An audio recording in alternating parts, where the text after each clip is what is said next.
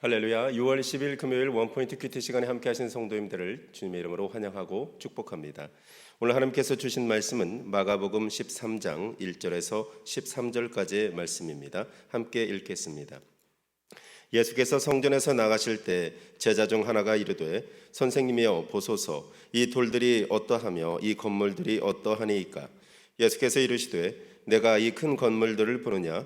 돌 하나도 돌 위에 남지 않고 다 무너뜨려지리라 하시니라. 예수께서 감람산에서 성전을 마주 대하여 앉으셨을 때 베드로와 야고보와 요한과 안드레가 조용히 묻되 우리에게 이르소서, 어느 때 이런 일이 있겠사오며 이 모든 일이 이루어지려 할 때 무슨 징조가 있사오리이까? 예수께서 이르시되 너희가 사람의 미혹을 받지 않도록 주의하라. 많은 사람이 내 이름으로 와서 이르되 내가 그라하여 많은 사람을 미혹하리라. 난리와 난리의 소문을 들을 때 두려워하지 말라. 이런 일이 있어야 하되 아직 끝은 아니니라. 민족이 민족을, 나라가 나라를 대적하여 일어나겠고 곳곳에 지진이 있으며 기근이 있으리니 이는 재난의 시작이니라. 너희는 스스로 조심하라. 사람들이 너희를 공회에 넘겨주겠고 너희를 회당에서 매질하겠으며 나로 말미암아 너희가 권력자들과 임금들 앞에 서리니 이는 그들에게 증거가 되려 함이라.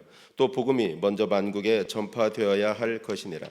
사람들이 너희를 끌어다가 넘겨줄 때 무슨 말을 할까 미리 염려하지 말고 무엇이든지 그때 너희에게 주시는 그 말을 하라. 말하는 이는 너희가 아니요 성령이시니라. 형제가 형제를, 아버지가 자식을 죽는 데에 내주며 자식들이 부모를 대적하여 죽게 하리라. 또 너희가 내 이름으로 말미암아 모든 사람에게 미움을 받을 것이나 끝까지 견디는 자는 구원을 받으리라. 아멘. 이 시간 그럼에도 시작에 불과하다라는 제목으로 담임 목사님께서 말씀 전해주시겠습니다. 자, 오늘 우리 금요일 날 우리가 읽는 마가복음 13장 얘기는 우리 역사의 종말, 시대의 종말을 주님이 미리 예견해 주고 있는 겁니다. 여러분 종말에 대해서 관심 많으세요? 아마 본인 자신의 종말이 점점 다가오는 걸 알게 되면 어느 순간에 시작이 있으면 끝이 있다는 말이 사실이구나. 기독교가 말하는 세계의 역사라는 것은 창조가 있고 마지막 종말이 있구나 하는 것을 깨닫게 돼요. 이 땅에 허탄한 많은 이 신화들은 윤회적인 역사관을 주장하기도 하고 원형적인 역사관을 주장하기도 합니다만은 시간은 우리가 한번 지나가면 다시 찾아올 수 없는 하나님의 허락한 창조적 기회예요. 하나님이 창조물인 걸 잊지 마셔야 돼요. 내가 지나간 어릴 적에 초등학교, 중학교 그런 청소년 시절이 다시 돌아왔으면 좋겠다고 아무리 그리워하고 사모한들 이미 지나가 버린 시기입니다. 그 시간을 우리가 어떻게 쓰느냐가 지혜요 분별인데 우리 주님은 반드시 종말이 올 거다. 왜냐하면 우선 여기 1절에 보면 예수님이 성전에서 가르치시다가 이제 과부의 두 랩돈 비유, 중심 비유 이렇게 다 하지 않았어요? 그리고 거짓된 지도자들의 태도도 지적하지 않았습니까? 이게 늘 우리 일상 속에 나의 문제고 너의 문제가 되는 건데 이제 나가시면서 제자가 하나 질문합니다. 아주 드라마틱한 질문이에요. 선생님이여 보소서, 이 돌들이 어떠하며 이 건물들이 어떠하니까? 자, 이런 질문을 왜 했을까라는데 돌은 영원하게 보입니다. 구미 유라파의 모든 그 유적들이 남아있는 것은 돌로 된 건축물이기 때문이에요. 근데 참고로 인도네시아나 이런 나라에 가면 아무것도 없어요. 왜냐하면 나무와 흙으로 대부분 지었기 때문에. 우리도 돌로 짓지 않는 것들은 대부분 많이 사라졌죠. 그런 만큼 돌에 대해서는 어떤 면에서 내구성, 또 심지어는 영원성 이런 것까지 믿고 있는데 이 건물은 어떻게 되겠습니까? 하고 질문한 것은 때마침 이 질문을 통하여 종말을 설명하겠다는 놀라운 영적인 영감이 있었다고 보여져요. 그래서 예수님이 이제 이 질문에 대한 답으로 종말을 얘기합니다. 그게 2절에 내가 이 큰 건물들을 보느냐? 여러분 인류가 지은 큰 건물들이 많이 있죠. 베드로 성당 어마무시하게 졌죠. 그것 때문에 교회는 무너졌잖아요. 건물에 모든 걸 걸다가. 전 세계 어디를 가도 유럽에 가면 엄청난 대리석 성당들이 많이 있죠. 한때 부흥의 역사였지만은 지금은 텅 빈 유적처럼 돼버린 거 많이 보죠.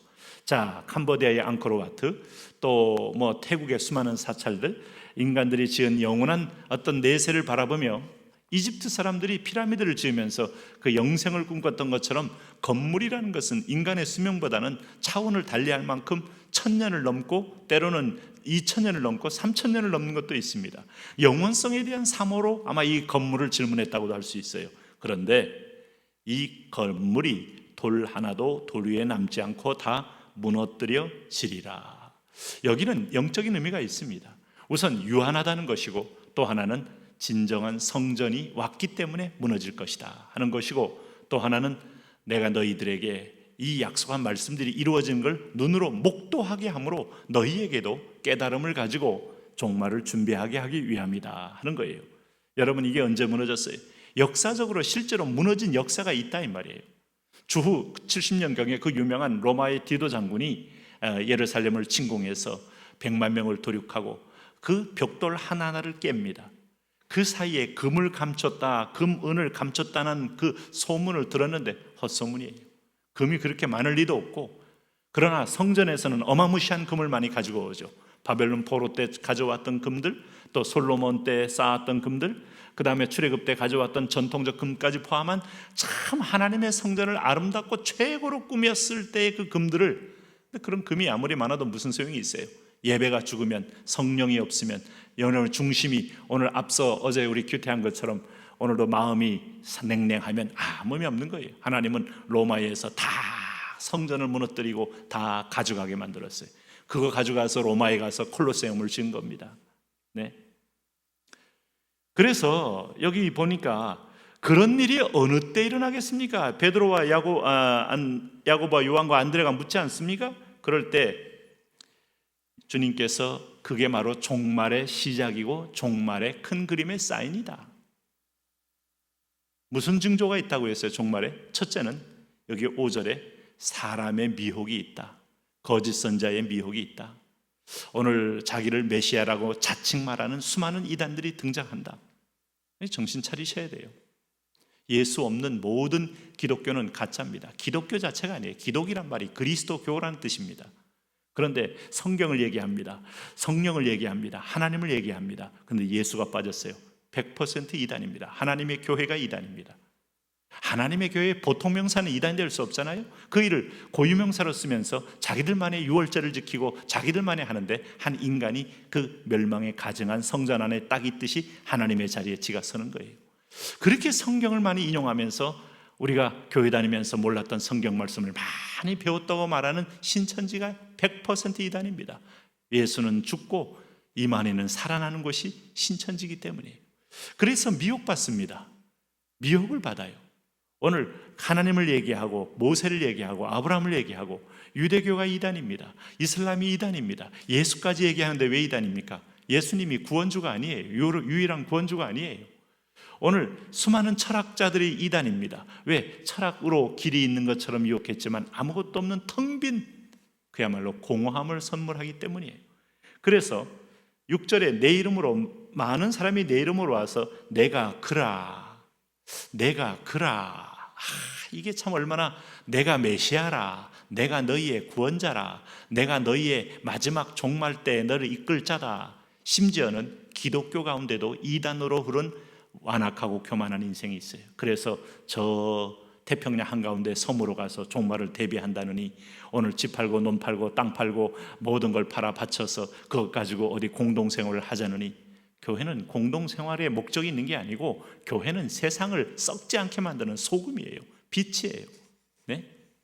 그런데 한 개인이 예수님보다 높아지면 예수를 얘기하지만 이단입니다. 그래서 미혹이 있다는 걸 잊지 마셔야 돼요. 그러면서 세 번째 뭡니까? 난리와 난리의 소문. 자, 21세기에 좀 어마무시한 핵무기가 있는데 전쟁이 터질 것이라고 믿은 사람이 있어요? 없잖아요. 그런데 전쟁이 일어났잖아요. 또 쉽게 끝나지 않잖아요. 내전은 뭐 수없이 일어나고요. 아프리카 전역에는 내전은 상시 내전 중이고요. 그러니까 여기 보면 마지막 때가 되면 이런 일이 더 있을 것이다. 중국이 대만을 치겠다. 중국이 오늘 북한을 먹겠다. 야심을 드러내고 발톱을 드러내는 거 보면 모릅니까? 오늘 러시아가 힘이 있으면 일본에 사할린을 보라터서 홋카이도까지 내려올 가능성도 없지 않아 있을 수 있죠. 오늘 민족이 민족을, 나라가 나라를, 그 다음에 기근이 있어요. 기근.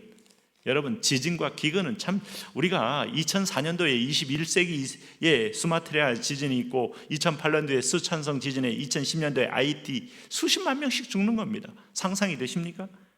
2011년도에 뉴질랜드 크라이스트 처치에 지진이 있었고 오늘도 우리나라까지도 이 환태평양 지진대가 아니라고 말하는 곳에 말만 하고 나면 한 번씩 펑펑 6조, 6.5도 심지어는 막 이렇게 홍성의 지진 막 대한민국 안에도 지진이 있어요. 여러분, 이 땅은 안전한 곳 아니에요. 계속 흔들어댈 겁니다. 그래서 일본은 상시 지진 국가고요. 네? 이런 면에서 우리 가까이에 일이 계속 던지고 있다. 그러면서 이 땅이 하나님이 곧 하늘을 두루마기처럼 말아버리고 땅을 불처럼 녹일 땅이니 여기에 영원한 소망을 두지 말라는 거예요. 네? 만리장성 쌓지 말라는 거예요.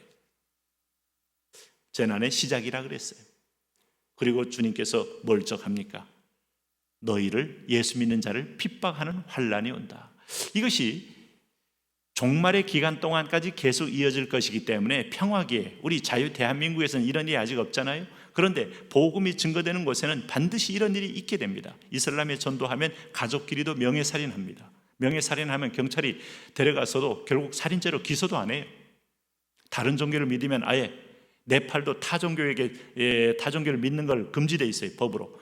여러분, 이집트가 koptik교회가 그렇게 역사가 있지만은 이슬람이 기독교로 믿을 수는 없어요, 법적으로. 그렇게 꽉 묶여 있는 어둠의 장벽 속에 들어갈 때 많은 사람이 순교를 당할 겁니다. 그리고 또 보세요. 12절 말씀 보니까 형제가 형제를, 아버지가 자식을 죽는 데 내어주며 자식들이 부모를 대적하여 죽게 하리라. 이 엄청난 가정 해체와 배역과 어떤 반역이 일어난다. 참 고통스러운 겁니다. 한 가지, 그런데 마지막 확실한 종말의 이정표가 10절입니다. 또 복음이 먼저 만국에 전파되어야 그제서야 끝이 오리라. 최후의 지상명령을 위해서 세상이 아무리 난리통이 돼도 끝은 아닙니다. 그러므로 종말의 한 줄기는 복음 전거입니다. 선교입니다. 함께 미전하시기 바랍니다. 하나님, 그런 은혜와 사랑으로 우리가 분명한 소명을 가진 지체로서 목적이 있는 삶을 살게 이끌어 주옵소서. 예수님 이름으로 기도합니다.